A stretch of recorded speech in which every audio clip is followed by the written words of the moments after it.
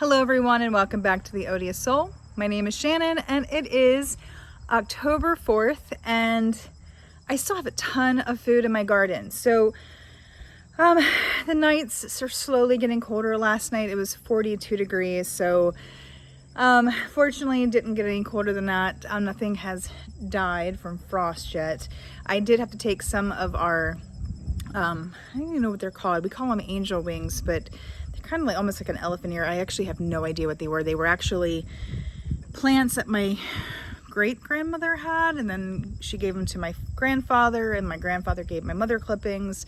So now we have a ton, and actually we put them out too early. Usually we keep them in the sunroom over winter. We let them out too early in the spring and they got hit with the frost and half of them died.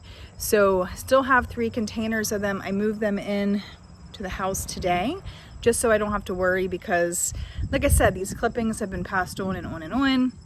So trying to make sure that, you know, I don't kill any more of them, because we definitely want them.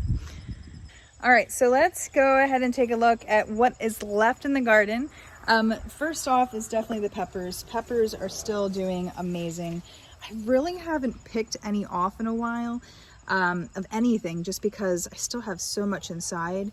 Like it's one of those things. I've been cooking with peppers all summer long, and I have some frozen in the freezer now. And I did just get some lids. I could probably can some, but then you just have the whole time aspect. So going next though, we do have those tomato plants down here. They really haven't done anything, but they were super late. Oh, and I just see that part of the pepper plant back here broke off. Oh wow, looks like it got really heavy and it snapped. That's what happens when you don't pick stuff. So let me put this in the compost real fast. Okay, let's go see some more stuff. All right, so back here is where I put like all the Brussels sprouts, and as you can see, there's only like one right there that is literally been eaten alive. There's one down here, again, just caterpillars like crazy. So and then there's a broccoli hidden underneath that, and again, just caterpillars. And I did get netting, but I just never put it on. I never used it, and you know, that's my fault. And again, first year doing like a huge garden and trying out a lot of the stuff. So you know, next year just means better planning, being on top of it, especially the brassicas like this early in the fall, or I guess late in the summer. Caterpillars are just decimated so many things in my garden. So next year I'll know, and I'll definitely do spring crops of a lot of stuff. So hopefully the caterpillars won't be as much of an issue then. And then when I go to plant brassicas late summer, early fall, I will definitely be using netting or tents or something to help keep those caterpillars off that stuff. So let's keep going. Some of the mustard is still coming up, and this has still been just weird. So the first batch definitely got eaten alive by caterpillars, but the red mustard didn't really come up this time. I do have more of the Vulcan Swiss chard from Baker's Creek coming up now, but the mustard is definitely not as consistent as I would like it to be. Still have a ton of green beans. I definitely need to get out here and pick these. I still have bags of green beans in the refrigerator. Like, I just can't keep up. And some of these are definitely going to be too tough, not tender enough to really eat, but still they just keep flowering and trucking away.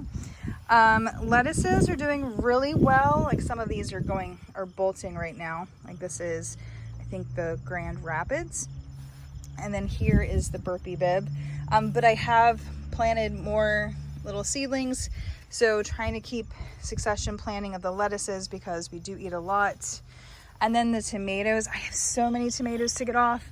Like, they continue just to produce like crazy. Like, look at that huge, beautiful cherry tomato. October 4th, and still getting amazing tomatoes. Beefsteak still producing. Got a couple celebrity hybrids remaining.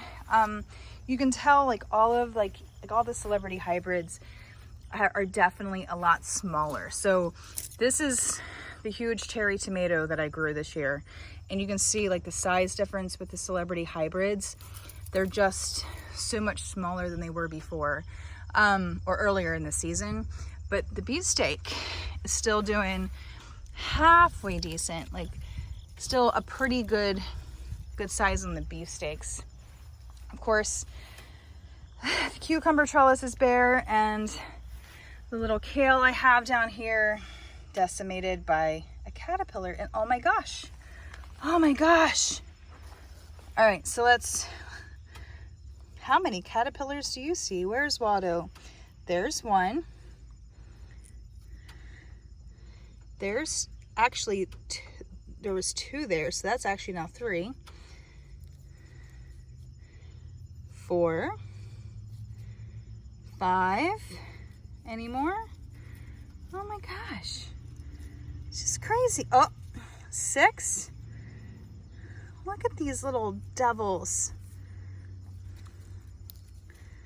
All right. Well, let me turn this off so I can do something about these guys and you don't have to watch it. All right. We are back. So the sunflowers, definitely this bush is just still so crazy looking. I don't have the heart to cut it back. I'm just letting it do its thing.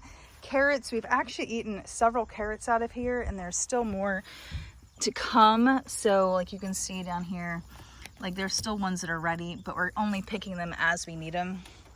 Up here, the dill kind of went to flower, but it had already been eaten by the caterpillars.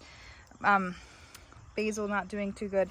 And then here is another kale, and look at all these caterpillars. Oh, I won't make you watch me pick all these caterpillars off, so I'll be back in a minute.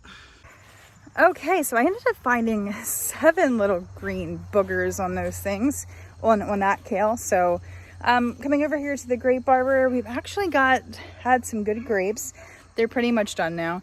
And still tons of beans over here as well, and I'm still holding on to my cherry tomato. And then the morning glories, which I just can't pull off, even though they are so invasive and strangling everything, but they're pretty. So still have not taken down the mulberry tree here, but it will come down soon. I ordered compost, which should be delivered on Thursday. So that means I will have dirt to fill some new raised beds. And I'm gonna build some in this space.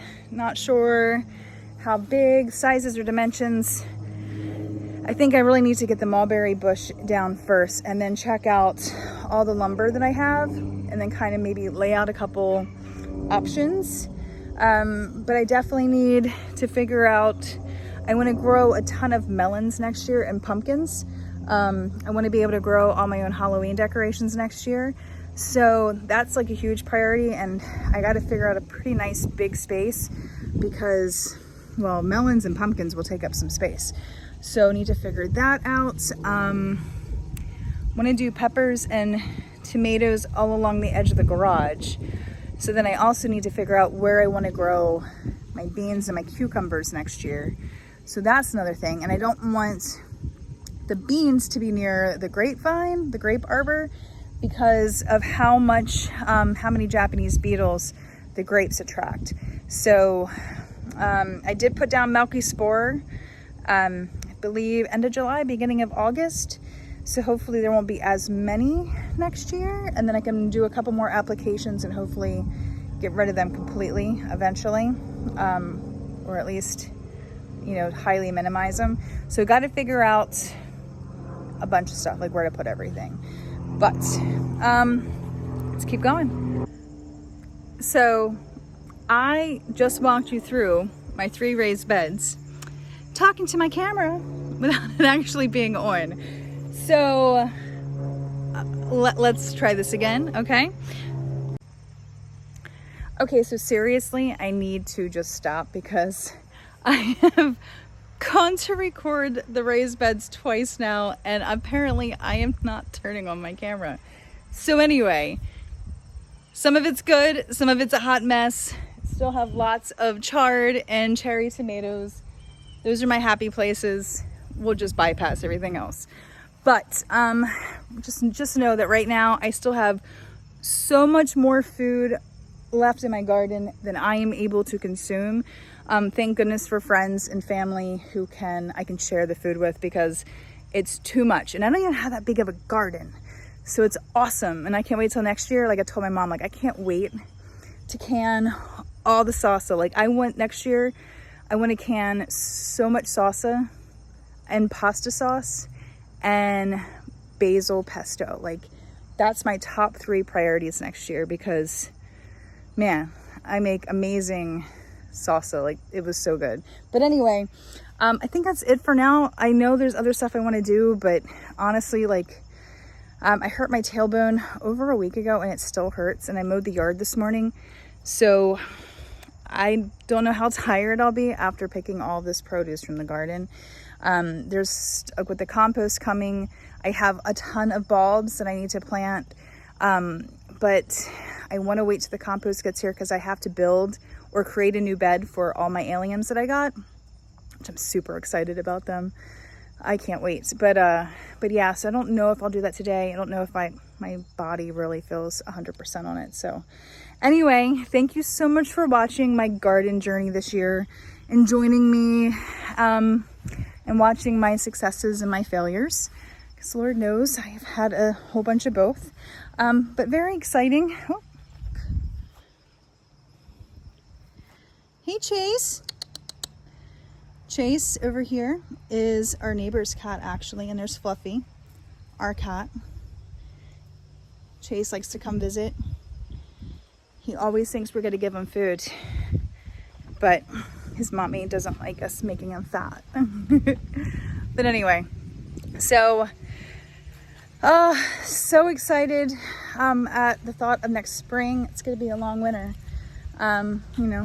but start seeds, germinating things late February. So really, with how the garden is right now, really it's only going to be a couple months, 2-3 months, just to get through maybe Thanksgiving and Christmas, and then start really planning next year's bountiful harvest. So anyway, thank you guys so much for watching. I know just a kind of a quick update. I'm so sorry I screwed up the raised bed videos twice.